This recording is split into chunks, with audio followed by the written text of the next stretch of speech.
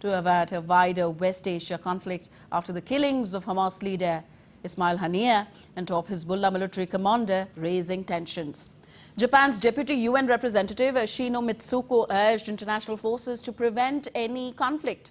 China, Russia, Algeria and others condemned Haniyeh's assassination, while the US, the UK and France raised what they said was Iranian support for destabilizing terror in the region.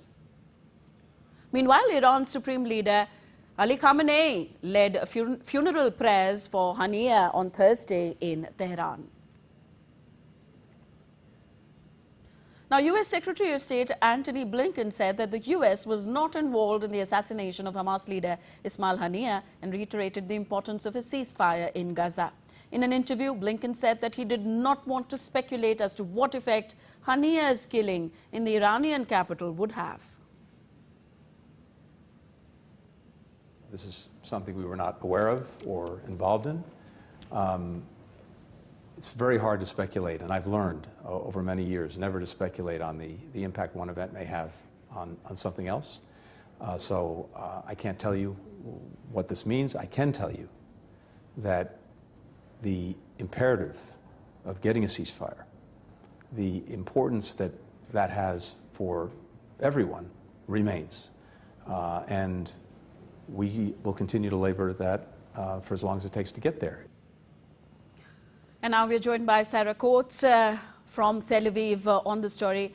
Sarah, just as the calls for restraint are getting louder, but what is the larger message Israel is trying to give to both terrorist groups Hamas and Hezbollah and to the governments in the region? Is the wider war in the region inevitable?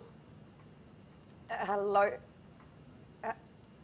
there, Tanvi. Before we get to that, I will bring you some breaking news that just came in a couple of moments ago. The Israeli military has just confirmed, saying it has 100% certainty that Hamas's military leader, Mohammed Deif, who was targeted in an airstrike in Han Yunis about 3 weeks ago, the military says he is dead. So this is the second senior Hamas leader in just a matter of days that has been confirmed killed. That coming in, Tanvi, just a few moments ago. Now, getting back to your other question, what we did hear from the Israeli Prime Minister Benjamin Netanyahu during that televised address last night to the Israeli public, he came out to warn that Israel will exact a very heavy price for any aggression against us. He said, though, that the country is facing challenging days ahead, adding, "We're ready for every scenario. We are prepared." Now, Tanvi, this comes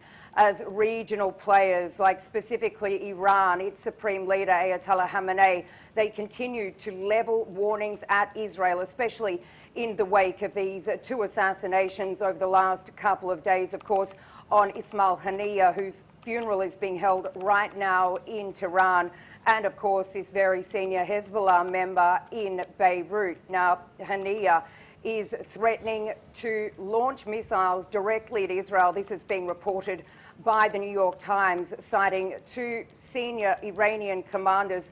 So of course this is very, very worrying given what we've seen over the past few days and also these renewed fears for potentially a wider regional war. Okay, we leave it here for now. Thank you, Sarah Coates.